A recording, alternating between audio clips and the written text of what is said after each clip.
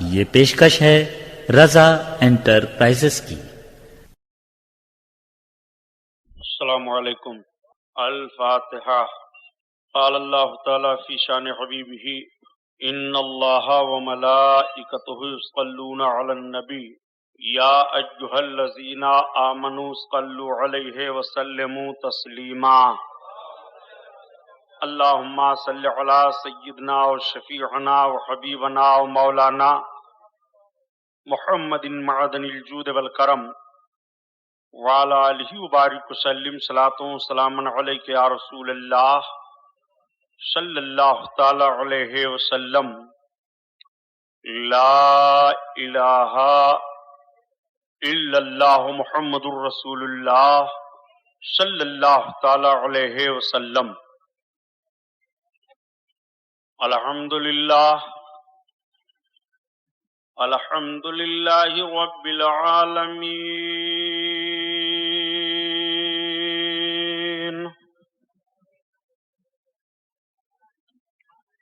والصلاة والسلام علی سید المرسلین،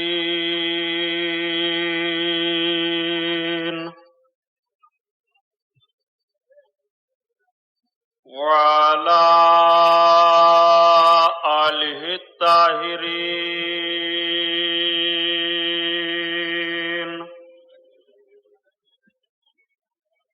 وصحابہ المطہرین،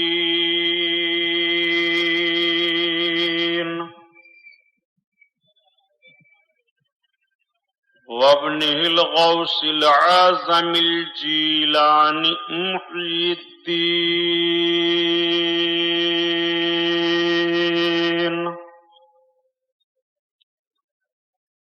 وأہل بیتہ اجمعین، اما بعد، اعوذ باللہ من الشیطان الرجیم، بسم اللہ الرحمن الرحیم۔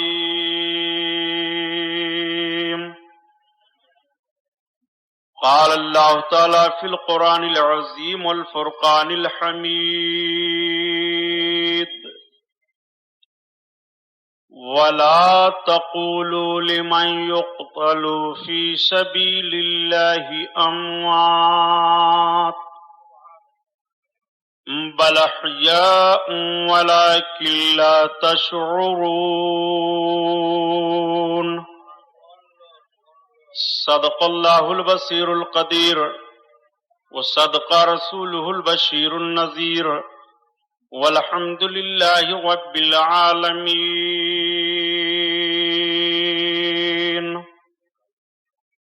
لائق صد احترام علماء اہل سنت، قابل قدر سامعین حضرات، آئیے ہم اور آپ سب سے پہلے اپنے اور ساری کائنات کے مرکز عقیدت حضور رحمت للعالمین، شفیع المذنبین، رسول گرامی وقار، محبوب پروردگار، دونوں عالم کے مالک و مختار، حضور محمد الرسول اللہ صلی اللہ تعالی علیہ وسلم کے دربار پرانوار میں درود شریف کا نذرانہ پیش فرمائیں۔ پڑھیے بلند آواز سے۔ اللہم صلی علی سیدنا و شفیعنا و حبیبنا و مولانا محمد معدن الجود والکرم وعلی آلہ وبارک وسلم صلاۃ و سلام علیک یا رسول اللہ صلی اللہ تعالی علیہ وسلم۔ پورا مجمع خیر و برکت کے لیے اور درود شریف پڑھ لیجیے۔ اللہم صلی علی سیدنا مولانا محمد معدن الجود والکرم وعلی آلہ وبارک وسلم صلاۃ و سلام علیک یا رسول اللہ صلی اللہ تعالی علیہ وسلم۔ حضرات، آج کا یہ نورانی جلسہ،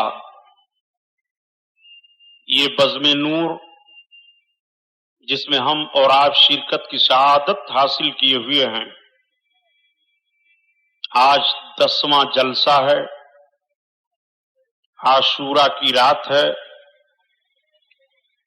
صبح 10 محرم الحرام کی تاریخ ہے، یہ 10ویں رات ہے، 10واں بیان ہے۔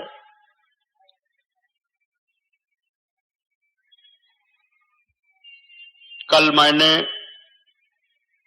عنوان کے تحت حضرت امام مسلم رضی اللہ تعالیٰ عنہ اور آپ کے دونوں شہزادوں کی شہادت پر بیان کو ختم کیا تھا۔ آج بیان کا آغاز انشاءاللہ وہیں سے ہوگا اور کربلا کا وہ خونی منظر، امام علی مقام رضی اللہ تعالیٰ عنہ کے جانثاروں کی شہادت، کربلا کی سرزمین سے امت محمدیہ کو ملنے والے پیغامات، انشاءاللہ تعالی ان ساری باتوں کو آپ سماعت فرمائیں گے، لیکن حسب معمول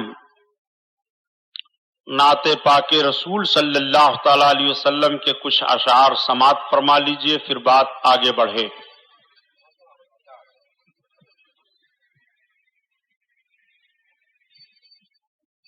جب مسجد نبوی کے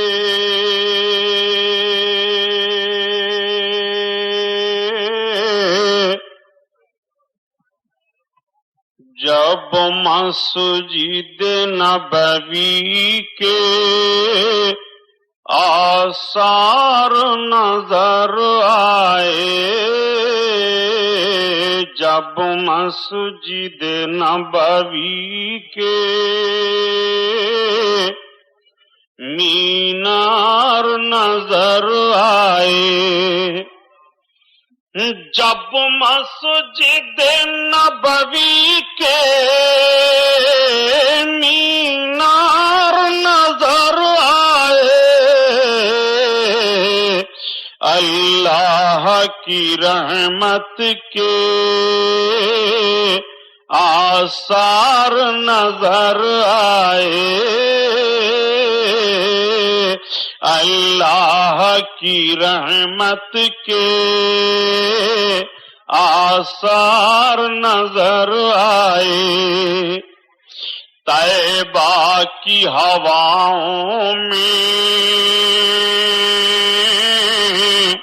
کعبے کے فضاؤں میں، طیبہ کی ہواؤں میں کعبے کی فضاؤں میں، ہم نے تو جدھر دیکھا سرکار نظر آئے، ہم نے تو جدھر دیکھا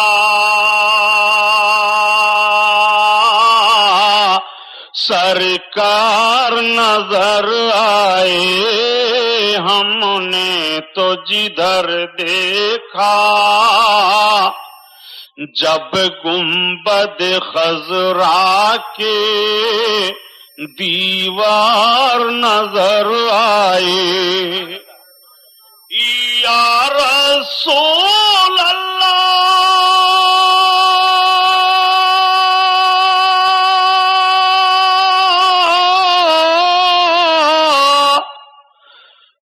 جب گنبد خضرا کے دیوار نظر آئے،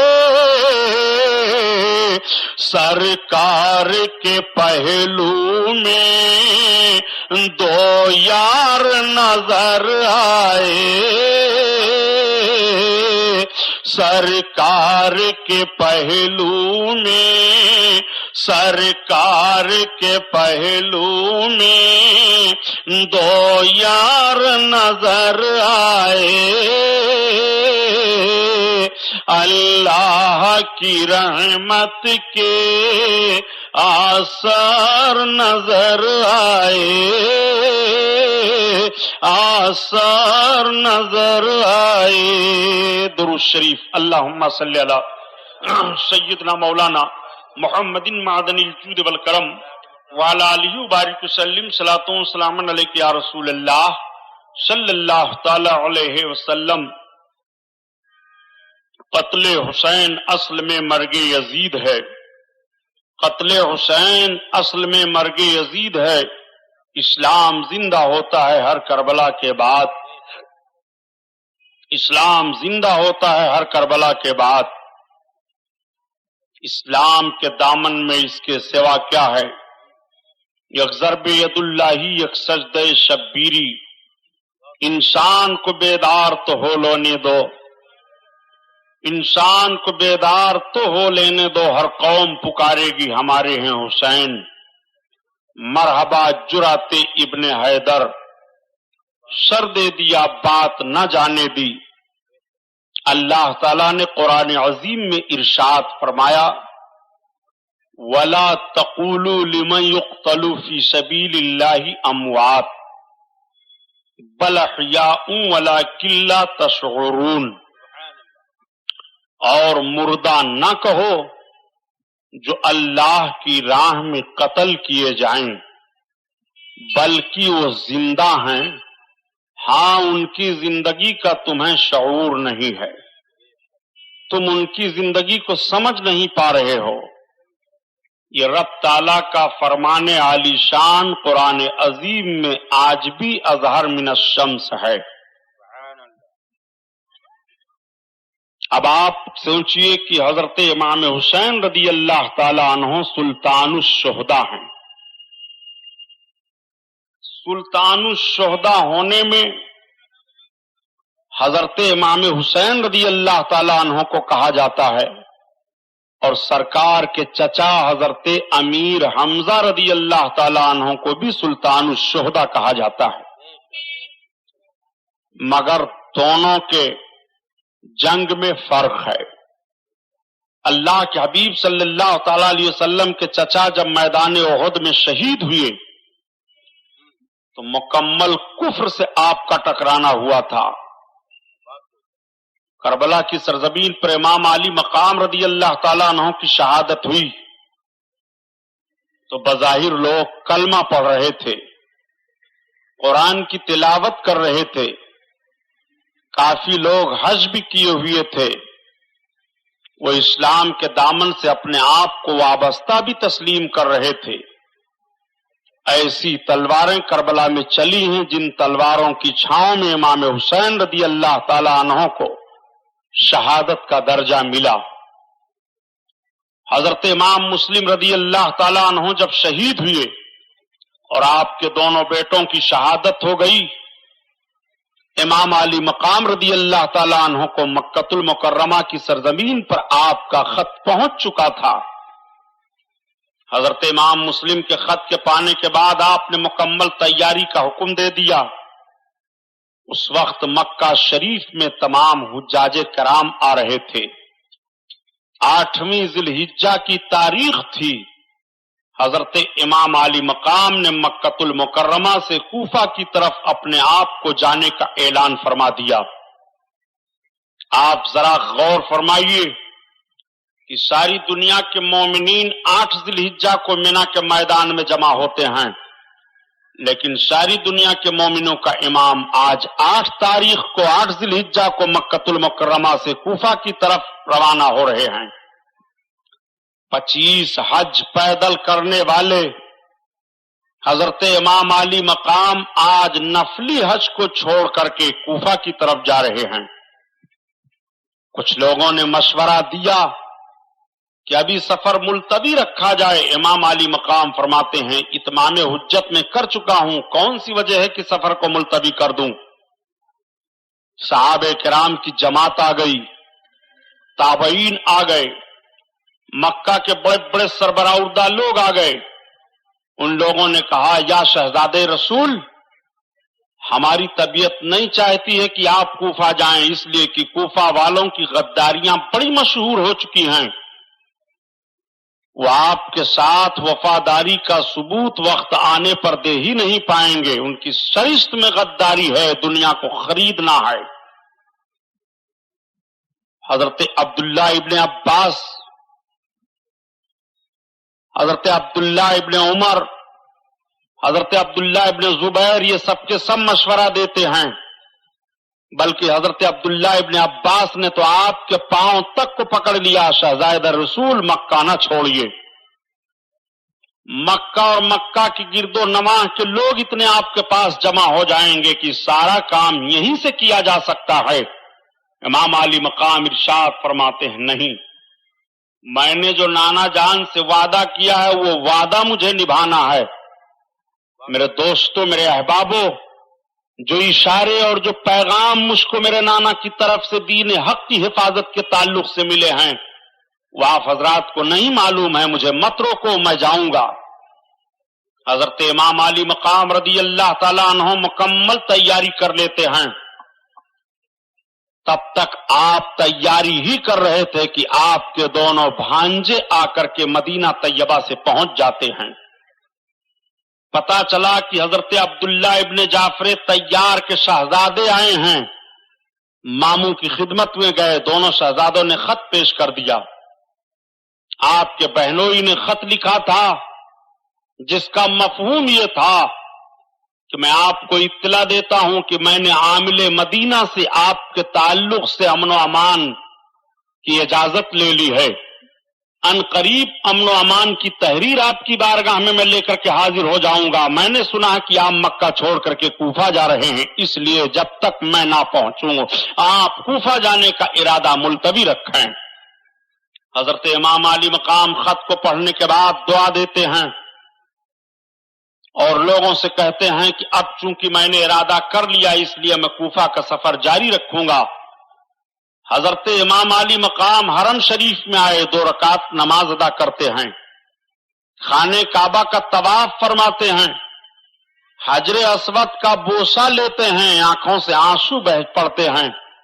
آپ ارشاد فرماتے ہیں، حجر اسود تجھ کو میرے نانا نے چوما تھا تو ساری دنیا تجھے چوم رہی ہے، سارے مسلمان تجھے چوم رہے ہیں، تو کعبہ کی دیوار سے لگا ہوا ہے، مگر حجر اسود دیکھ مجھے بھی میرے نانا نے چوما تھا، تجھ کو تو میرے نانا نے چوما، قیامت تک تجھے لوگ چومتے رہیں گے، اور میرے نانا نے مجھ کو چوما، کلمہ پڑھنے والے ہی میرا استقبال تلواروں سے کریں گے، چومنے کے بجائے میرے جسم پر گھوڑے دوڑا دیں گے۔ حجر اسود میں وہ وقت دیکھ رہا ہوں، کعبہ تیری حفاظت کے لیے میرے نانا جان رات کی تاریکی میں نکلے تھے، ہجرت کر کے مدینہ طیبہ گئے تھے، اور ایک کعبہ تیرے عمر کی حفاظت کے لیے میں بھی رات کی تاریکی میں نکل کر کوفہ کی طرف جا رہا ہوں۔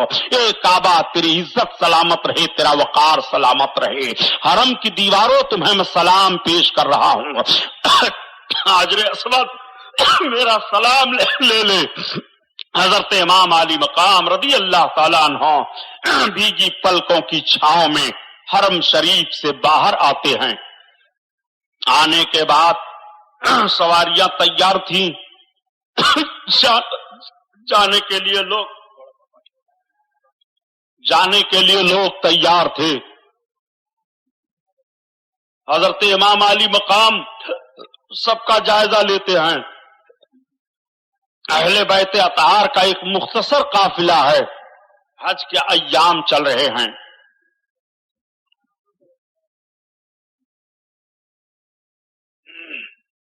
لوگ کعبہ شریف کھچ کھچ کر کے چلے آ رہے ہیں۔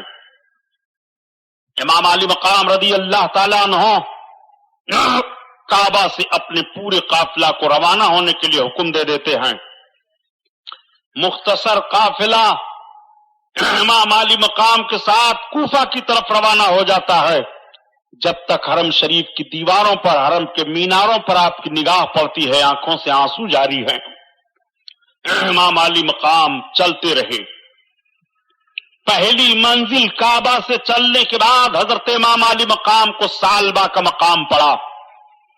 سالبہ کے مقام پر آپ ٹھہرے تو جو کوفہ میں ابن اشعث سے حضرت امام مسلم نے وعدہ لیا تھا کہ میرے بھائی کو خبر پہنچا دینا کہ کوفہ کی طرف نہ آئیں گے، اس خبر کو لے کر کے قاصد حضرت امام علی مقام کی بارگاہ میں مقام سالبہ میں پہنچ گیا۔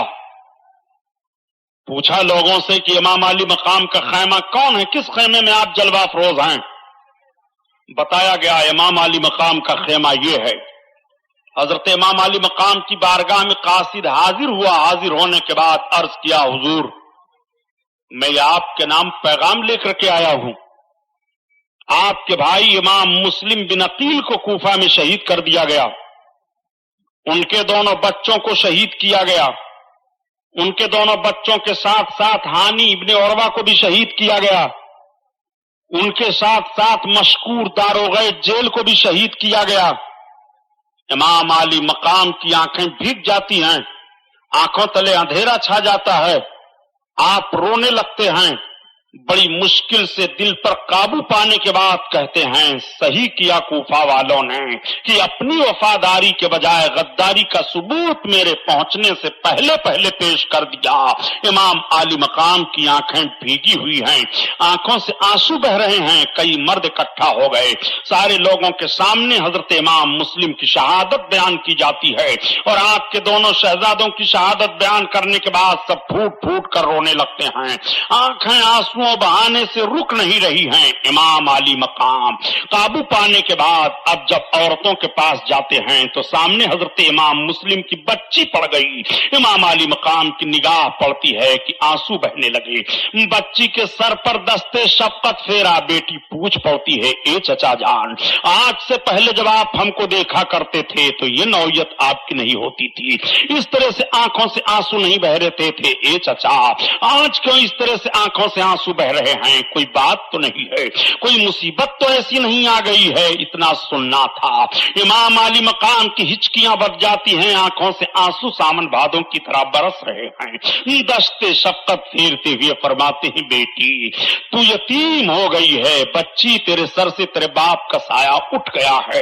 اتنا سننا تھا. بچی چیخ پڑتی ہے, بے ہوش ہو کر کے گر پڑتی ہے. اس بچی کی ماں کا انتقال تو پہلے ہو گیا تھا. باپ کی شہادت کی جب خبر ملتی ہے تو بچی پوچھ پڑتی ہے اے چچا ہمارے دونوں بھائیوں کا حال کیا ہوا ہے؟ پتا چلا کہ تمہارے دونوں بھائیوں کو بھی بیٹی شہید کر دیا گیا.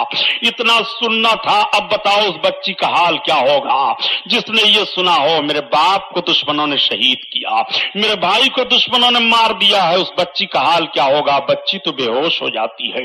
حضرت زینب رضی اللہ تعالی عنہا پڑھ کر کے بیٹی کو سنبھال لیتی ہیں.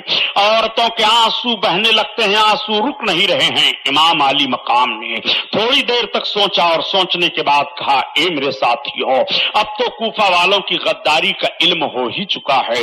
اب کوفہ والے ہمارا استقبال تلوار سے کریں گے, اب کوفہ والے ہمارا اختلاف ہر موڑ پر کریں گے. اب یہ نہیں ہوگا کہ تمہاری شاندار دعوتیں ہوں, اب یہ نہیں ہوگا کہ تمہارا استقبال ہو, تمہارے پیر دھو کر کے پیے جائیں, اب یہ نہیں ہوگا کہ تم کو محبت کی نگاہ سے دیکھا جائے. کوفہ والے بچ چکے ہیں. کوفہ والے تیر و تلوار کی بارش کریں گے بجائے نعرہ لگانے کے. اے میرے ساتھیو میں ایک رائے پیش کرتا ہوں کہ ابھی غنیمت ہے, ابھی چند قدم ہم چلے ہیں, جتنے لوگ ہیں سب واپس ہو جائیں. یہ رائے کر لی جائے کہ کیا کیا جائے. اتنا سننا تھا کہ حضرت مسلم بن عقیل کے بھائی کھڑے ہوتے ہیں اور کہتے ہیں اے شہزادے رسول ہمارے بھائی کو کوفہ میں شہید کیا گیا ہے, ہم بدلہ لینے کے لیے ضرور وہاں تک جائیں گے, چاہے ہمیں اپنے جان کی بازی لگا دینی پڑے. ایک بھائی اور تھے, وہ بھی اٹھ کر کے کھڑے ہو گئے. انہوں نے کہا اے شہزادے رسول یہ ہم سے برداشت نہیں ہو سکتا ہے, میرے بھائی پر ان لوگوں نے ظلم کیا ہے کہ ہم انہیں چھوڑ دیں, اس لیے ضرور ہم ان کا بدلہ لیں گے. حضرت امام مسلم کے بھائیوں کے ایثار و قربانی کو سن کر امام علی مقام نے فرمایا میں تمہارے لیے تیار ہوں, مگر اور دوسرے لوگوں کو میں بتانا چاہتا ہوں کہ وہ چھوڑ چھوڑ کر کے میرا ساتھ چلے جائیں. اب ان کا بڑا معاملہ ہوگا. گمبھیر کوفہ کی سرزمین پر تو کچھ بدو بھی شامل ہو گئے تھے امام علی مقام کے ساتھ. وہ لوگ صرف اس بنیاد پر شامل ہوئے تھے کہ ہم امام کے ساتھ چل رہے ہیں, ہماری عزت بڑھ جائے گی, ہم امام کے ساتھ چل رہے ہیں, ہمارا وقار بڑھتا رہے گا, ہم امام کے ساتھ چل رہے ہیں, ہمیں کھانے کے لیے اچھی اچھی چیزیں ملیں گی. لیکن جب مصیبتوں کا پیغام ان لوگوں نے سنا اور پریشانیوں کا معاملہ سامنے آیا, امام مسلم کی شہادت کی खबर मिलती है तो वापस होने लगे। इक्का दुक्का करके चले जाते हैं। वही लोग रह गए जो मक्का से चले थे, वही लोग रह गए जो मदीना से चले थे, वही लोग रह गए जो जाने साराने इमाम हुसैन हैं, वही लोग आपके साथ बचते हैं। 72 नुफूस कुदसिया का ये काफिला मौजूद है। इमाम आली मकाम मकाम सालबा से रवाना होते हैं। बहुत ही कशां कशां कदम आगे बढ़ते चले जा रहे हैं। तबीयत तो बोझल है मगर कोई कशिश है जो खींचे लिए चली जा रही है। कोई मामला है जो आप आगे बढ़ते चले जा रहे हैं। कोई माहौल है जिसकी बुनियाद पर कदम आगे बढ़ते चले जा रहे हैं। इमाम आली मकाम एक अशरफ मकाम पड़ा, वहां पर पहुंचे और जब इमाम आली मकाम वहां पर पहुंचते हैं तो आपको इत्तला मिल जाती है इमाम आली मकाम रदी अल्लाह ताला अन्हों को कि करबला के कूफा के मकाम पर इमाम मुस्लिम के साथ गद्दारी की गई है, वहां भी यही इत्तला मिलती है। अशरफ मकाम पर पहुंचे तो आपको ऐसा लगा कि जैसे कुछ लोग हमारी तरफ आते दिखाई दे रहे हों, लेकिन किसी ने कहा नहीं, वो शायद खजूरों के दरख्त दिखाई दे रहे हैं। बताने वाले ने बताया नहीं, इस रास्ते पर खजूरों के दरख्त नहीं हैं, वो कुछ सवार लग रहे हैं जो हमारी तरफ भागते चले आ रहे हैं। अब देखते देखते यकीन हो गया कि वाकई कुछ सवार चले आ रहे हैं। आपने फरमाया ये बताओ कोई ऐसा रास्ता है कि जो इन सवारों से अलग होकर के चला जाए।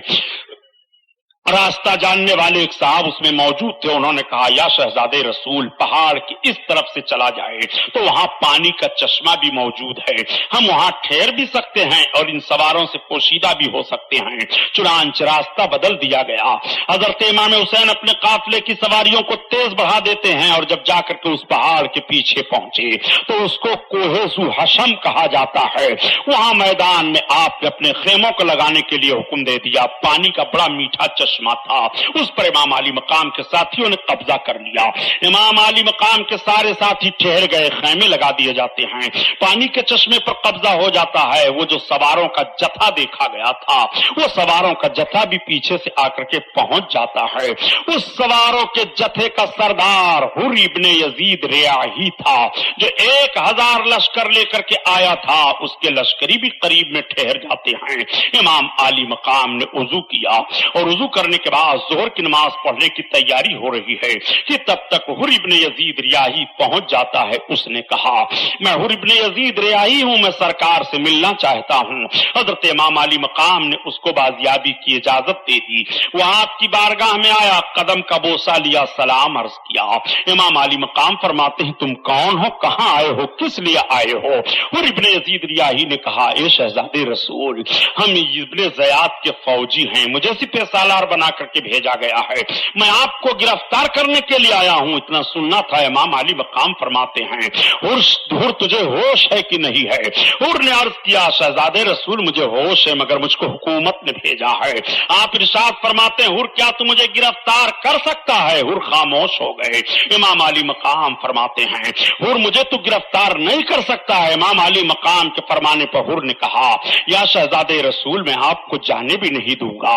आकाए करीम के शहजादे इमाम हुसैन फरमाते हैं अच्छा हुर वुजू कर और नमाज की तैयारी हो रही है, नमाज अदा कर ले। हुर ने भी वुजू किया। आकाए करीम सल्लल्लाहु अलैहि वसल्लम के नमाज़े के ताल्लुक से जब ये कहा जाता है कि करबला के मैदान में पानी बंद कर दिया गया था, इमाम हुसैन मजबूर थे। नादान देख इमाम हुसैन किस तरह से हुर इब्ने यजीद रियाही के 1000 लश्करियों को पानी की इजाजत दे रहे हैं। हुर ने जब पूछा कहा हुजूर हमारा भी पानी खत्म हो गया है, तो आप फरमाते हैं कि तुम सब लोग पहले पानी पी लो, वुजू बना लो और अपने अपने घोड़ों को पिला दो, ऊंटों को पिला दो, अपने मशकीजों को भर लो। पानी के चश्मे पर कब्जा इमाम हुसैन का है, पानी के चश्मे पर कब्जा इमाम हुसैन के साथियों का है। कोई दुश्मन अपने दुश्मन को पानी नहीं देता है मगर ये हुसैन हैं जो अपने दुश्मन को पानी दे रहे हैं। ये हुसैन हैं जो अपने कातिलों को पानी पिला रहे हैं। ये हुसैन हैं जो अंजाम जानते हुए भी दुनिया को दर से हयात दे रहे हैं। कि देखो हुसैन का किरदार देखना है तो इस तरह से देखो, हुसैन का इशार देखना है तो इस तरह से देखो, हुसैन की मोहब्बत देखनी है खल्के खुदा के साथ तो इस तरह से देखो। इमाम अली मकाम रदी अल्लाह ताला अन्हु इजाजत दे देते हैं। हुर के साथियों ने वुजू किया और वुजू करने के बाद जब नमाज की तैयारी हो गई तो इमाम अली मकाम फरमाते हैं ए हुर ये बता तू मेरे साथ नमाज पढ़ेगा कि अपने फौज की इमामत तू करेगा? हुर ने कहा ए शहजादे रसूल आप जैसा इमाम کون ہوگا؟ آپ امام عالم ہیں، شہزادے رسول آپ امام برحق ہیں، آپ کے ہوتے ہوئے میں دوسرے کی اقتدا میں نماز پڑھوں یا میں امام بنوں، یہ ہو نہیں سکتا ہے، میں آپ کے پیچھے نماز پڑھوں گا۔ 1000 لشکری حر کے ساتھ تھا، امام علی مقام کے پیچھے نماز ادا کر رہے ہیں۔ میں پوچھنا چاہتا ہوں، یہ مسلمانوں بتاؤ اہل عرفان اس نماز کا کیا نام دیں گے؟ 1000 لشکری نماز ادا کر رہے ہیں امام کے پیچھے، امام علی مقام نماز ادا کر ہوتے ہیں تو خطبہ دیتے ہیں اور ارشاد فرماتے ہیں، اے خدا کے بندو مجھ سے ڈرو اور میرے حق کو پہچانو۔ کیا بتاؤ اس وقت دنیا میں کسی نبی کا کوئی نواسا موجود ہے میرے علاوہ؟ کیا بتاؤ کوئی ایسا ہے کہ جس کی ماں نبی کی بیٹی ہو؟ کیا بتاؤ کوئی ایسا ہے جس کا باپ نبی کا داماد ہو؟ میں علی کا شہزادہ ہوں، میں فاطمہ کا بیٹا ہوں، میں رسول کونین کا نواسا ہوں، تم میرے حق کو پہچانو۔ کون نہیں میرے حق کو جانتا ہے؟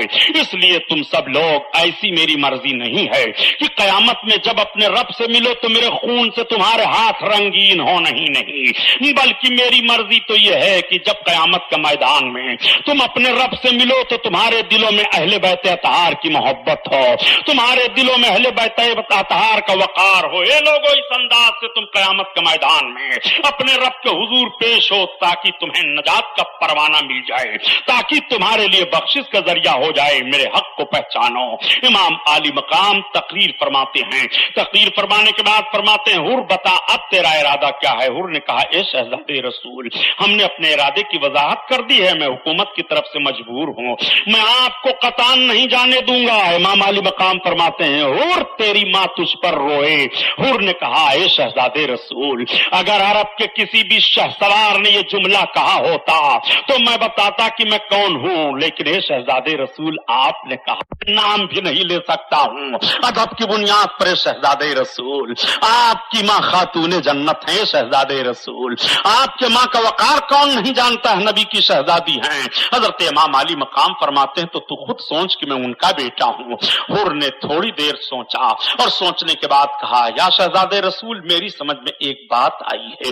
کہا، کون سی بات؟ کہا، دیکھیے ابن زیاد نے اپنے تمام جاسوسوں کو پھیلا دیا ہے، وہ قدم قدم پر ہماری رپورٹ رکھ رہے ہیں، اس لیے ہمارا ارادہ تو یہ ہے کہ دن کے اجالے میں آپ ہمارے ساتھ راستہ چلیے اور جب رات کی تاریکی آئے تو آپ اپنے ساتھیوں کو لے کر کے دور اپنا خیمہ لگا لیں، اور جب رات بڑھ جائے ہمارے سپاہی سو جائیں تو آپ اٹھ کر کے جدھر آپ کی مرضی ہو آپ چلے جائیے۔ جب پوچھے گا ابن زیاد یا یزید یا اس کے تمام حوالی موالی تو میں کہہ دوں گا کہ ان کے ساتھ بانوان اسلام تھی، ان کے ساتھ سیدانیاں تھی، اس لیے انہوں نے ہم سے دور ہٹ کر کے خیمہ لگایا تھا، میرے لیے بہانہ کا ایک موقع مل جائے گا۔ امام علی مقام نے تھوڑی دیر تک غور و فکر کیا، کہا، ٹھیک ہے حر، تیری رائے مجھے یہ منظور ہے۔ حضرت امام علی مقام حر کے ساتھ میں رات بھر دن بھر چلتے رہے اور شام کو پڑاؤ ہوا۔ حضرت امام علی مقام رضی اللہ تعالیٰ عنہ ٹھہرے، مقام ایک جنادین مقام پڑتا ہے، اس مقام پر حضرت امام علی مقام ٹھہر گئے، جو بالکل کربلا سے قریب تھا وہ مقام۔ امام علی مقام عزیب الجنان جنادین کے پاس جب ٹھہرتے ہیں اور وہاں پر رات گزارنے کا معاملہ آتا ہے تو ابن زیاد کا قاصد خط لے کر کے پہنچ گیا حر کے پاس۔ حر نے اس خط کو دیکھا، اس خط کا یہ مضمون تھا کہ حر، اگر تمہیں حسین ابن علی کہیں مل جائیں تو ان کے ساتھ رعایت کرنے کی ضرورت نہیں ہے، حسین ابن علی تمہیں ملیں تو ان کو جلدی سے جلدی ابن زیاد کے پاس پیش کرو، سختی کرنے پر تشدد کرو، بہرحال ان کو گھیرے میں لے لو، کسی طرف سے جانے نہ پائیں، اور بھی دوسرے راستوں سے ناکہ بندی کر دی گئی ہے۔ حر اس خط کو لے کر کے امام علی مقام کی بارگاہ میں آئے، عرض کرتے ہیں، حضور یہ ابھی ابھی قاصد خط لے کر کے آیا ہے کوفہ سے۔ آپ نے خط کو دیکھا، خط کو پڑھنے کے بعد حر کو واپس کر دیا، کہا، حر تیرا ارادہ پھر کیا ہے؟ حر نے عرض کیا حضور جو میں نے ارادہ کر لیا ہے وہ کر لیا ہے. میں نے عرض کر دیا آپ سے کہ آپ رات کی تاریکی میں نکل جائیں, میں جواب دے لوں گا ابن زیاد کو, یہ میری پوری ذمہ داری ہے. اب آپ ذرا ملاحظہ فرمائیے, حضرت امام عالی مقام نے اپنا خیمہ دور لگایا, حر کا خیمہ دور تھا. رات کی جب تاریکی بڑھی, امام عالی مقام نے اندازہ لگایا یہ سب کے سب سو گئے ہیں, تو اپنے سارے ساتھیوں کو جگاتے ہیں, راستہ بدل دو, چلو نکل چلو. سارے لوگ راستہ بدل کر کے نکل رہے ہیں, قدم چلتے رہے. جب چاند کی چاندنی پھیل گئی اور مکمل اجالا میدان میں پھیلا, امام علی مقام رضی اللہ تعالیٰ عنہ ایک گاؤں سے گزر رہے ہیں. کسی سے ملاقات ہوئی گی, پوچھ لیا کہ یہ کون سا گاؤں ہے. بتانے والے نے بتا دیا کہ اس گاؤں کا نام اور اس میدان کا نام میدان نینوا ہے. امام علی مقام ٹھہر جاتے ہیں, یہی وہ میدان نینوا ہے, یہی وہ مقام ہے جس مقام کی نشاندہی مجھے کی گئی ہے. اچھا کیا اس کا کوئی اور نام بھی ہے؟ تھوڑی دور قدم آگے بڑھے تھے, بتایا گیا کہ اس جگہ کا نام ماریا ہے. آپ نے فرمایا شاید اسے کچھ اور بھی کہا جاتا ہو. بتانے والے نے بتایا یہ جگہ کربلا بھی کہلاتی ہے. اتنا سننا تھا. امام علی مقام فرماتے ہیں اپنی جانی پہچانی منزل پر میں آ گیا ہوں. مٹی کو اٹھا کر کے امام علی مقام اپنے ہاتھ میں لیتے ہیں اور لینے کے بعد زمین پر ڈال دیتے ہیں. میدان کا سارا نقشہ دیکھتے ہیں. امام علی مقام کو میدان کا جو نقشہ بتایا تھا آقا کریم صلی اللہ علیہ وسلم نے, وہ نقشہ سامنے ہے. میدان کی چوہدی جو بتائی گئی تھی وہ چوہدی سامنے ہے. حضرت امام علی مقام تمام لوگوں سے فرماتے ہیں اپنے اپنے خیموں کو اب لگا دو, اب تمہیں یہاں سے آگے نہیں بڑھنا ہے. سارے لوگ خیمے لگا دیتے ہیں. یہ 2 محرم الحرام شریف کی تاریخ ہے جب کربلا کی سرزمین پر امام حسین کا یہ مقدس 72 نفوس قدسیہ کا قافلہ فروکش ہو جاتا ہے. خیمے لگ جاتے ہیں, کجاوے رکھ دیے جاتے ہیں, سواریوں کو باندھ دیا جاتا ہے. 32 لوگ تو سواری کے ساتھ ہیں اور 40 لوگ پاپیادہ تھے یعنی پیدل تھے. یہ مختصر قافلہ میدان کربلا میں ٹھہر جاتا ہے. ادھر تو امام علی مقام ٹھہرتے ہیں, وضو بناتے ہیں. حضرت علی اکبر کو اجازت ہوتی ہے اذان دو. حضرت علی اکبر شبیہ مصطفیٰ کہلاتے تھے, وہ اذان دے رہے ہیں, اذان ہوتی ہے. نماز فجر ادا کی جاتی ہے. نماز فجر ادا کرنے کے بعد یہ ہوا کہ تھوڑی دیر تک اپنے خیموں میں سب آرام کر لو, رات بھر چلتے رہے ہو. حضرت امام مسلم کا قتل کا معاملہ بھی لوگوں کو ستاتا رہا, ان کے شہزادوں کی محبت بھی یاد آتی رہی, آنسو بہتے رہے. امام علی مقام نے اپنے غلام کو بھیجا تھا قیس ابن مسہر کو, ان کے تعلق سے بھی اطلاع مل چکی تھی کہ میرے غلام کو بھی کوفیوں نے شہید کر دیا ہے, میری محبت میں میرا غلام مارا گیا ہے. امام علی مقام کے ہاتھ دعا کے لیے اٹھ گئے تھے, اے پروردگار قیس بن مسہر میرے غلام کو قیامت کے میدان میں میرے ساتھ حشر فرما اور جنت میں مجھے اور اس کو ایک جگہ رکھ. کیسا غلام ہے کہ امام حسین قیامت کے میدان میں اور قیامت سے لے کر کے جنت کے میدان میں دعا مانگ رہے ہیں, جنت کے محل میں اپنے ساتھ رہنے کے لیے دعا مانگ رہے ہیں. اللہ اکبر. ذرا ملاحظہ فرمائیے, نبی کونین صلی اللہ تعالی علیہ وسلم کے نواسے کی دعا کسے مل جائے اس کی زندگی کی معراج ہو جائے. نواسے کی دعا جس کو مل جائے اس کی زندگی میں 4 چاند لگ جائیں. یہی تو زندگی کی کامیابی ہے جس کے لیے نبی کونین صلی اللہ تعالی علیہ وسلم کے نواسے کے مقدس ہاتھ دعا کے لیے اٹھ جائیں. مسلمانوں, امام علی مقام اپنے خیمے میں ہیں. ادھر حر کا معاملہ کیا ہوا؟ حر بھی اپنے لشکریوں کو لا کر کے اسی میدان میں پہنچ جاتا ہے. حر کے لشکری بھی ٹھہر جاتے ہیں. ادھر معاملہ ابن زیاد کے ہاں یہ ہوا کہ ابن زیاد نے عمرو بن سعد کو بلایا. یہ عمرو بن سعد کون ہیں؟ تاریخ کے جھروکھے میں انہیں بھی آپ جان لیجئے. ان کا نام عمرو بن سعد اس لیے ہے کہ حضرت سعد بن وقاص رضی اللہ تعالی عنہ یہ عشرہ مبشرہ میں سے ہیں, ان 10 صحابیوں میں سے ہیں جن کو اللہ کے حبیب نے ان کی زندگی میں ان کو جنت کی بشارت عطا فرما دی تھی. اور حضرت سعد بن وقاص وہ ہیں کہ جب میدان احد میں دشمنان مصطفیٰ نے نبی پر تیر برسانے شروع کیے تھے تو حضرت سعد بن وقاص نبی کونین کی طرف سے تیر چلا رہے تھے. اللہ کے حبیب اپنے دست مبارک سے تیر اٹھا اٹھا کر کے دیتے تھے اور کہتے تھے سعد بن وقاص تیر مارو دشمنوں پر، میرے ماں باپ تم پر قربان ہوں. نبی کونین کی طرف تیروں کو حضرت سعد بن وقاص نے آنے نہیں دیا. باپ کا معاملہ رسول کونین کے ساتھ یہ ہے اور بیٹے کا معاملہ رسول کے شہزادے کے ساتھ یہ ہے. وہی عمرو بن سعد ہے.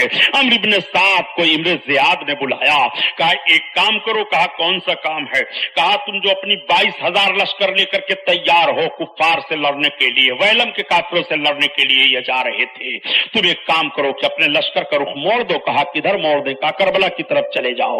پتہ یہ چلا ہے کہ حسین ابن علی میدان نینوا میں پہنچ چکے ہیں. انہیں تو بہت روکا گیا تھا لیکن وہ میدان نینوا میں یزید کی بغاوت کرتے ہوئے پہنچ گئے ہیں، اس لیے جاؤ پہلے ان کا کام تمام کر دو، اس کے بعد پھر تم ان کافروں سے لڑنے کے لیے جاؤ.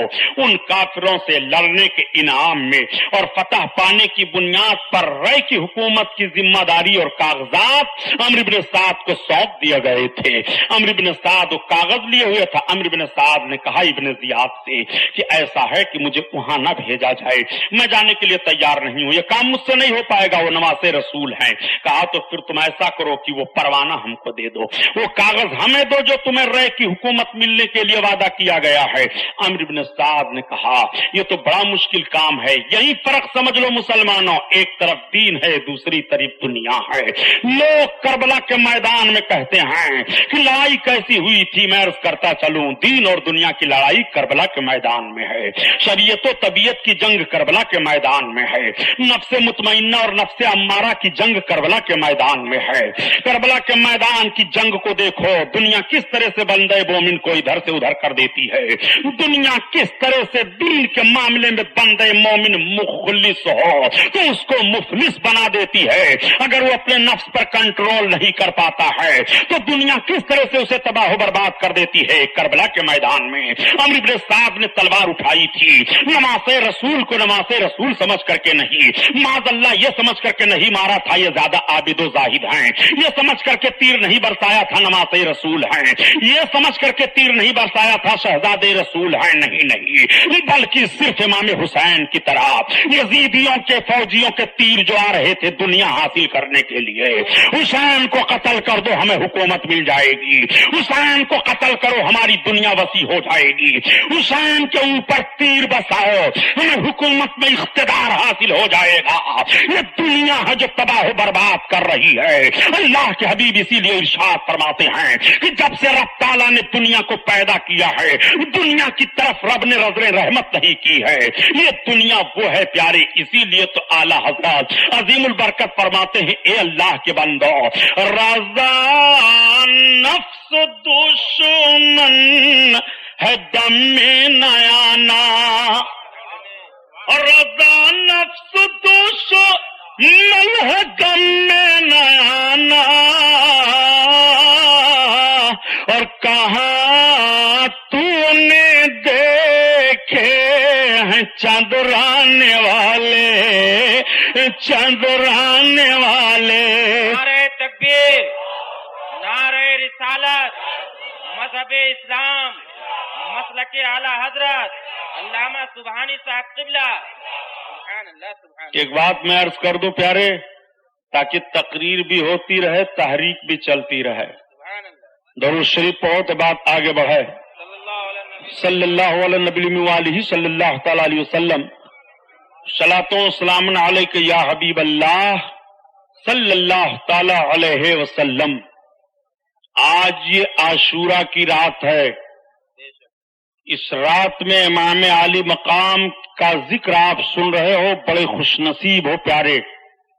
اپنے نفس کو کنٹرول میں رکھو، نفس امارہ کو مارو. دین اور دنیا کا معاملہ آپ اپنی نگاہوں کے سامنے رکھو. ابھی میں پوری وضاحت کے بعد عرض کروں گا تو انشاءاللہ داستان امام حسین سننے کے بعد آپ کی آنکھیں بھیگ جائیں گی. امام عالی مقام کی شہادت کا معاملہ کوئی افسانہ نہیں ہے، لیکن جو میں نے تحریک کے تعلق سے عرض کیا ہے सुन्नी जामा मस्जिद के तमाम ट्रस्टियान और अरकान, खुसूसन आली जनाब सदर अब्दुल मजीद साहब, शेख मोहम्मद अयूब साहब, मोहम्मद अली साहब, इश्तियाक साहब, जुमला हजरात, मैं और सबके नाम नहीं जानता, आप सब हजरात काबिल मुबारकबाद हो। अल्हम्दुलिल्लाह मेरे दारुल उलूम का काम हो रहा है। मैंने एक रोज यूं ही आपसे अर्ज किया था, लेकिन वो अर्ज करना ना अर्ज करने के बराबर हुआ। इमाम अली मकाम के नाम पर इतने शहदाई बैठे हुए हैं, इसमें माज़अल्लाह अगर कहा जाए कोई इमाम हुसैन का दुश्मन है तो कोई हाथ उठाएगा? अरे यार, चाहे शराबी हो वो भी नहीं कहेगा माज़अल्लाह मैं इमाम हुसैन का दुश्मन हूं। कतान नहीं, उसकी आंखें भी दास्तान हुसैन सुनने के बाद भीग जाती हैं, वो भी अपने गुनाहों पर नादिम हो जाता है। रब ताला इमाम अली मकाम के नाम लेवा को रुस्वा नहीं फरमाता, भूखा नहीं रखता, उसकी दौलत नहीं कम होती है। आज यही हिंदुस्तान में अहले सुन्नत के मदारिस हैं, जिन मदरसों के ताल्लुक से न जाने कैसी कैसी बातें सोची जा रही हैं, लेकिन इन्हीं मदरसों से कुरान पढ़ाया जा रहा है, अहादीस नबवी की तालीम दी जा रही है। ऐसी ही इदारों से तो सुबहानी साहब जैसे लोग निकले। अगर ये अरबिया मदारिस न होते तो उलमा आप कहां से पाते? जिक्र हुसैन सुनने का मजा आपको कहां से मिलता? इमाम हुसैन की तरफ दिल लगाने की दास्तान आपके सामने कैसे पेश की जाती? इस बुनियाद पर मैं अर्ज करूंगा कि टोकन लेकर के आप हजरात के पास पहुंचेंगे शकील साहब, गुलाम मुस्तफा साहब, खलील साहब और हमारे तौकीर भाई साहब, जमाल साहब और दूसरे अफराद में किनका किनका नाम लूं, ये सब लोग मदरसे का टोकन लेकर के पहुंचेंगे। आप हजरात टोकन ले लें, और जिन्हें ना टोकन लेना होगा वो 10, 5, 15 से भी मदद करना चाहेंगे, इमाम अली मकाम के नाम पर दे देंगे। इमाम अली मकाम के नाम पर आज की रात में हर फर्द सोच ले कि मुझे मदरसे में सदका दे देना है, खैरात दे देनी है, ताउन के लिए दे देना है। इंशाअल्लाह ताला मुझे उम्मीद है कि इन बातों पर आप ध्यान देंगे। ये नौजवान आपके पास जा रहे हैं, दुरूद शरीफ पढ़िए, बात आगे बढ़ जाए। अल्लाहुम्मा सल्ली अला सय्यदना मौलाना मुहम्मदिन मअदनिल जूद वल करम व अला आलिहि व बारिक वसल्लिम सलातो सलाम अलैका या रसूलल्लाह सल्लल्लाहु अलैहि वसल्लम। मैं अर्ज कर रहा था, उस मेरे अर्ज को आप सुनते चलें। हजरत इमाम अली मकाम रदी अल्लाह ताला अन्हो करबला के मैदान में हैं। अम्र इब्न साद ने इब्न जियाद से कहा, अच्छा एक काम करो, तुम मुझे आज रात भर सोचने का मौका दे दो। का आज रात भर सोचने का मौका? ठीक है, तुम्हें आज रात भर सोचने का मौका दिया जाता है। अम्र इब्न साद चला गया। जब सोता है तो सोचने लगता है कि सवेरे सवेरे इमाम अली मकाम के मुकाबले में जाऊं तो सजा होगी जहन्नम की, और मुकाबले में नहीं जाता हूं तो राय की गवर्नरी छूट रही है।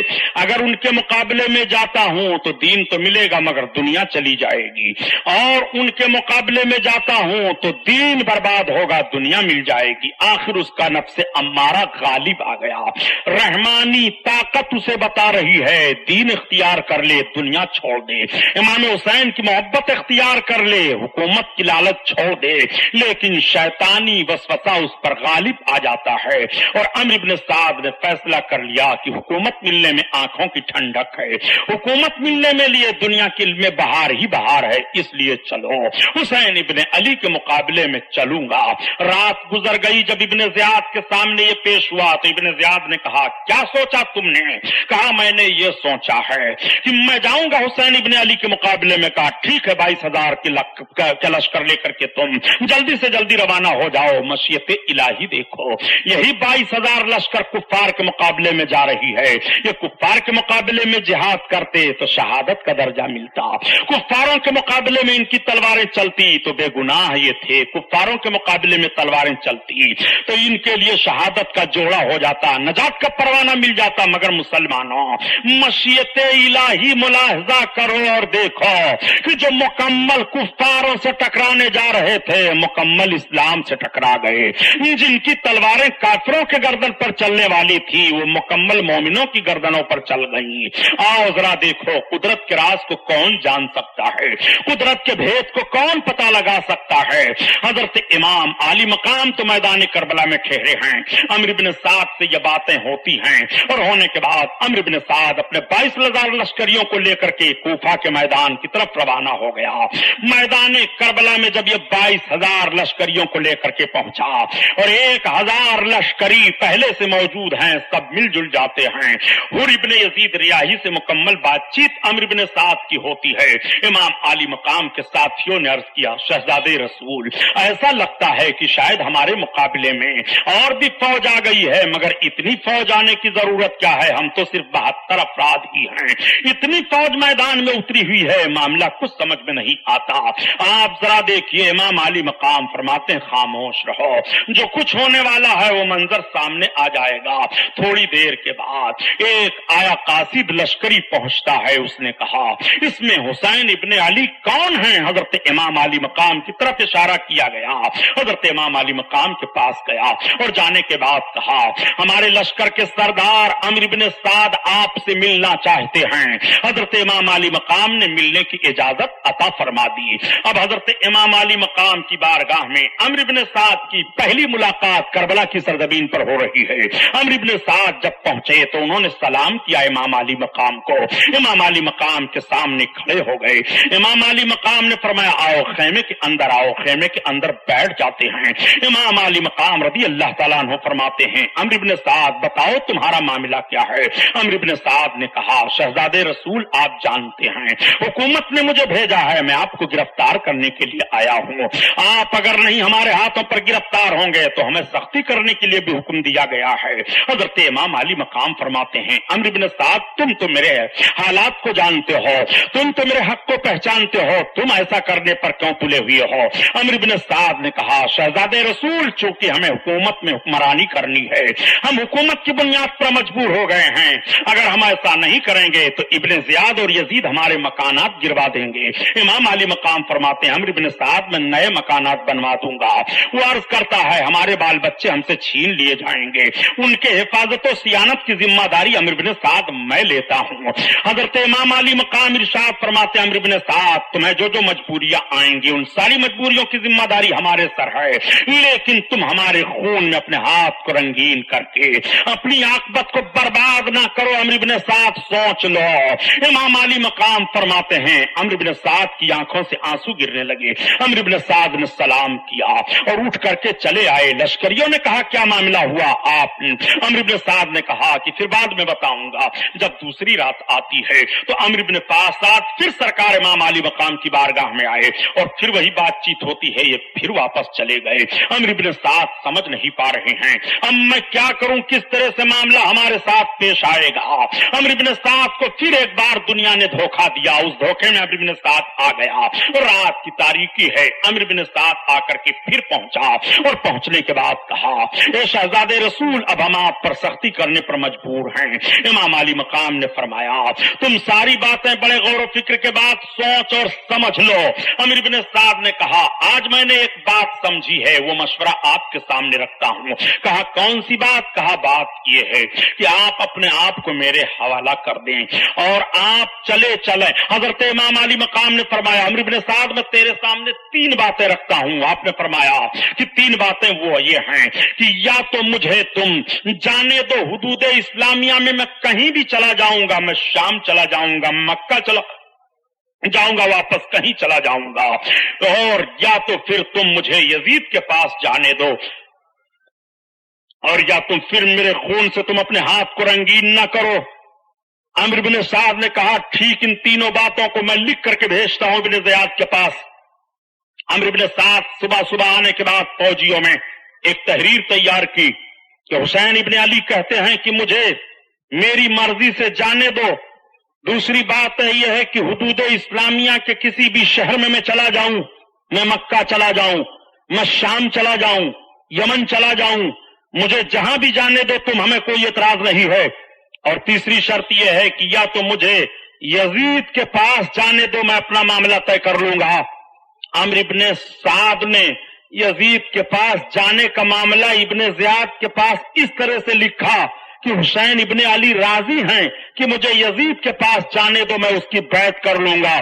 समझ पूछ करके इतनी बात अम्र इब्ने साद ने अपनी तरफ से लिख दी थी कि ताकि इब्ने ज़ियाद के दिल में नरमी पैदा हो जाए और इब्ने ज़ियाद इस तरह से हमारे सर से यह मामला हटा दे।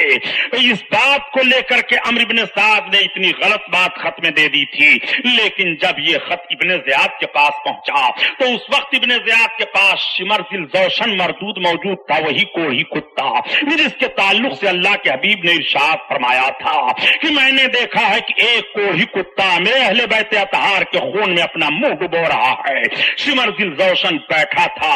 जब इब्ने ज़ियाद के पास ये खत पहुंचा तो वो भी नरम दिल हुआ, वो भी सोचने लगा कि मामला तो ठीक है कि जब यजीद की बैत करने के लिए हुसैन इब्ने अली तैयार हैं तो सर पर काहे मामला लिया जाए और अपने सर पर ये बोझ क्यों लिया जाए। ठीक है, इजाजत दे दी जाए। लेकिन फौरन शिमर दिल जोशन बोल पड़ा। उसने कहा फिर आपको क्या फायदा होगा, आपको क्या सुरखरुई हासिल होगी, पहले आप अपनी इताअत करवाइए हुसैन इब्ने अली से, तब आपके लिए कामयाबी होगी। हुसैन इब्ने अली तो यूं ही जाना चाहते हैं यजीद के पास, इसलिए हमारी राय नहीं है। फौरन वहीं दुनिया ने उस जालिम को धोखा दे दिया। उसने कहा ठीक है, फिर क्या किया जाए। शिमर ने कहा यह भी मैंने सुना है कि आज 3 रात से मुसलसल अमीर इब्ने साद हुसैन इब्ने अली से करबला के मैदान में रात के वक्त जा करके मिल रहा है और साजोबाज कर लिया है, इसलिए खतरा है।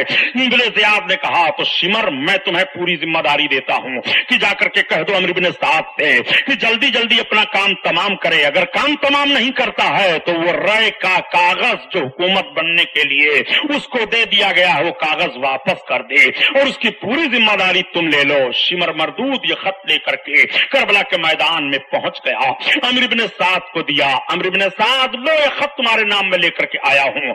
अम्र इब्ने साद ने जब खत को पढ़ा तो अब अम्र इब्ने साद के साथ एक ही मामला रह गया था, या तो रय की हुकूमत की लालच छोड़ दें और या तो इमाम हुसैन पर तीर चलाएं, अपने लश्करियों को इमाम हुसैन पर चढ़ने के लिए ललकारें और इजाजत दें। अम्र इब्ने साद ने एक रात अपने लश्करियों से पूछा था मेरे फौजियों ये बताओ क्या इमाम हुसैन के खिलाफ तलवार उठाई जाए, तो तारीख गवाह है कि सारे लोगों ने इनकार कर दिया था। ए अम्र इब्ने साद वो नवासे रसूल हैं, शहजादे रसूल हैं, उनके ताल्लुक से इस तरह की बातें न सोची जाएं। मगर देखो दुनिया का भूत उनके सर पर किस तरह से मुसल्लत हो रहा है। चुनांचे अमीर इब्ने साद ने असर का वक्त था अपने फौजियों से कहा कि सारे लोग असर की नमाज अदा कर लो जल्दी जल्दी।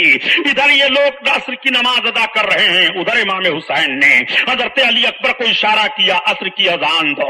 मुसलमानों इधर भी असर की अजान हो रही है, उधर भी असर की अजान हो रही है, दोनों तरफ नमाजें हो रही हैं। समझ में कुछ नहीं आता उस असर की नमाज को कौन सी नमाज करार दी जाए। उधर भी तो नमाज पढ़ी जा रही है और इधर भी तो नमाज पढ़ी जा रही है, दोनों नमाजों को समझो।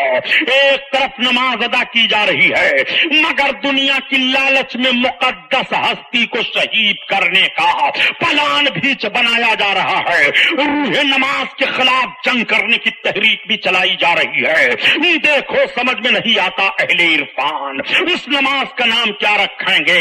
हाफिजुस सलवात वस्सलातिल उस्ता वो भी असर की नमाज है। दोनों तरफ से असर की नमाज पढ़ी जा रही है। असर की नमाज जल्दी से पढ़ने के बाद अम्र इब्ने साद के फौजी खैमे की तरफ बढ़े। तब तक हजरते अब्बास रदी अल्लाह ताला अन्हो जो अलमदारे हुसैन थे उनकी निगाह पड़ जाती है। आप कहते हैं ये समझ में बात नहीं आ रही है, लश्कर हमारी तरफ क्यों बढ़ रही है, फौजी हमारी तरफ क्यों आ रहे हैं। इशारा हुआ जाकर के पूछो ज़हीर बिन क़य्यिम और हजरते मुस्लिम बिन औसजा हबीब इब्न मज़ाहिर ये सब के सब आगे बढ़े। हजरते अब्बास आगे बढ़े और उन फौजियों से सवाल करना शुरू किया तुम लोग आगे क्यों बढ़ रहे हो, बात क्या है, किस लिए आ रहे हो। कहा हमारे सरदार अम्र इब्ने साद ने भेजा है। कहा अम्र इब्ने साद ने भेजा है। कहा हाँ। कहा हमला करने के लिए इजाजत दे दिया है। कहा हाँ। कहा एक काम करो पहले रुक जाओ मैं अपने इमाम से पूछ लूं। हजरत अब्बास तो इमाम अली मकाम से पूछे पूछने चले आए और हबीब इब्न मज़ाहिर मुस्लिम बिन सजा और ज़हीर बिन क़य्यिम बजली से बहस होने लगी कूफियों से। हजरत हबीब इब्न मज़ाहिर कहते हैं, ए लोगों, तुम रसूलुल्लाह के नवासे का हक पहचानो, तुम हुसैन से लड़ने के लिए आए हो अपनी दुनिया बनाने के लिए, यजीद तुम्हें कुछ न देगा, तुम तबाह बर्बाद हो जाओगे यजीद की गैर इस्लामी हुकूमत को, हुसैन के खून की बुनियाद पर इस्लामी हुकूमत नहीं बना सकते हो, तुम्हारा मकसद पूरा नहीं होगा। हजरत ज़हीर बिन क़य्यिम भी ललकार रहे हैं। तब तक एक कूफी ने कहा, ए ज़हीर बिन क़य्यिम, हजरत उस्मान गनी के खून का बदला जब लेना था तो तुम उनकी तरफ से थे और अली की बगावत कर रहे थे।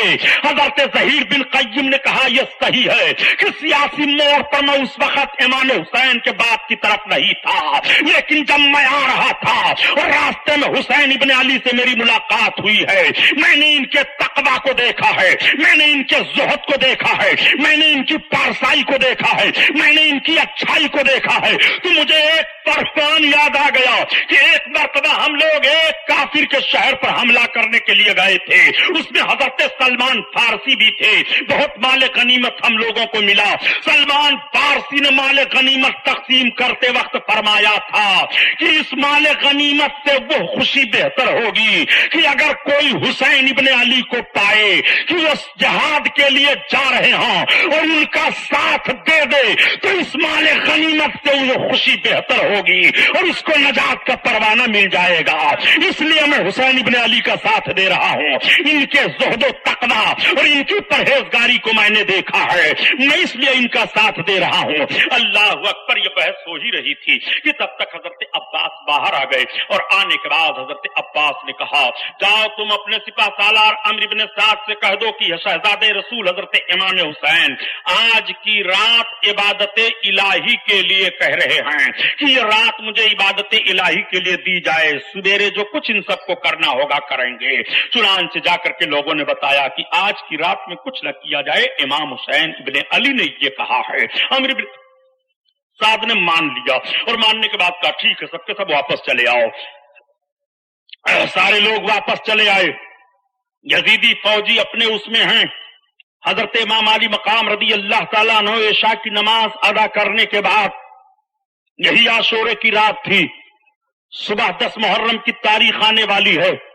वो सुबह आने वाली है कि जिस 10 मुहर्रम को हजरत आदम की तौबा कबूल हुई, जिस 10 मुहर्रम को हजरत इदरीस को बुलंद दर्जे मिले, जिस 10 मुहर्रम को हजरत मूसा अलैहिस्सलाम को तौरेत मिली, जिस 10 मुहर्रम को हजरत इब्राहिम अलैहिस्सलाम ने नार को गुलजार बनाया, जिस 10 मुहर्रम को हजरत नूह अलैहिस्सलाम की कश्ती किनारे लगी है, जिस 10 मुहर्रम को हजरत अय्यूब अलैहिस्सलाम को बीमारी से शिफा मिली है, जिस 10 मुहर्रम को अल्लाह ताला ने चांद सूरज को पैदा फरमाया, जिस 10 मुहर्रम को रब ताला ने जन्नत दोज़ख को पैदा फरमाया, जिस 10 मुहर्रम को हजरत ईसा अलैहिस्सलातो तस्लीम को रब ताला ने आसमान पर उठा लिया, जिस 10 मुहर्रम को हजरत याकूब अलैहिस्सलाम हजरत यूसुफ अलैहिस्सलाम से मिल जाते हैं, जिस 10 मुहर्रम को हजरत यूसुफ अलैहिस्सलाम कनान के कुएं से निकाले जाते हैं, जिस 10 मुहर्रम को खुशखबरी हजरत यूसुफ अलैहिस्सलाम के बहनों को मिल रही है भाई की सलामती पर, उसी 10 मुहर्रम को हजरत इमाम हुसैन की बहन ज़ैनब को मुसीबत की खबर मिलने वाली है। जिस 10 मुहर्रम को हजरत याकूब अलैहिस्सलाम ने अपने शहजादे को देखा था तो आंखों की बीनाई पलट आई थी, उसी 10 मुहर्रम को इन नवासे रसूल के हलक पर खंजर चलेगा। अली कौनैन मुलाहजा फरमाएंगे, हजरत फातिमा को सदमा होगा। ये तारीख के आईने हैं 10 मुहर्रम के बारे में, और 10 मुहर्रम ही को कयामत आएगी, 10 मुहर्रम ही को हश्र नश्र होगा। आप जरा मुलाहजा फरमाइए, 10 मुहर्रम की तारीख सुबह आने वाली है। इमाम अली मकाम इस रात को लेते हैं तो इबादत के लिए ले रहे हैं, इस रात में फुर्सत तलब कर रहे हैं तो इबादत के लिए फुर्सत तलब कर रहे हैं। इमाम अली मकाम इशा की नमाज अदा करने के बाद अपने तमाम साथियों को इकट्ठा बुलाते हैं और इकट्ठा बुलाने के बाद इरशाद फरमाते हैं, जानते हो मामला क्या है? अब सुबह का सफेदा नमूदार होगा तो हमारा इस इस्तकबाल तलवारों से होगा, तीरों से होगा। अब सारे हुज्जत तमाम हो चुके हैं, अब सारी बातें उनके सामने रख दी गई हैं, अब सारा मामला उनके सामने पेश कर दिया गया है, अब तलवारों के अलावा कोई मामला नहीं है। तब तक हजरत इमाम ज़ैनुल आबिदीन रज़ी अल्लाह ताला अन्हो, बुखार की शिद्दत थी, बाप की बात सुन रहे थे, उठ करके बैठ जाते हैं और बैठने के बाद आप इरशाद फरमाते हैं, अर्ज करते हैं, अब्बा हुजूर क्या हम हक पर नहीं हैं? हजरत इमाम अली मकाम रज़ी अल्लाह ताला अन्हो फरमाते हैं, बेटा हम हक पर हैं। हम हक पर नहीं होंगे तो कौन हक पर होंगे? हम हक पर नहीं होंगे तो कौन हक पर अमल करेगा? फिर अब्बा जान ये परेशानियां क्यों आप बयान कर रहे हैं? हजरत इमाम अली मकाम फरमाते हैं, बेटा ये पेशकश है रजा एंटरप्राइजेस की। सामईन, अपने माहौल को इस्लामी रंग में रंगने के लिए क़िरात, मनक़बत, नात, हम्द, सुन्नी उलमा किराम के रूह परवर बयानात, मुशायरे और दीगर मजहबी ऑडियो कैसेट्स के लिए हमसे राब्ता कायम कीजिए। हमारा पता है रजा एंटरप्राइजेस, दुकान नंबर 3, छोटा सोनापुर, नज़द अकबर पीर भाई कॉलेज, मौलाना Shaukat Ali road, Mumbai number 8। Telephone number 23091629।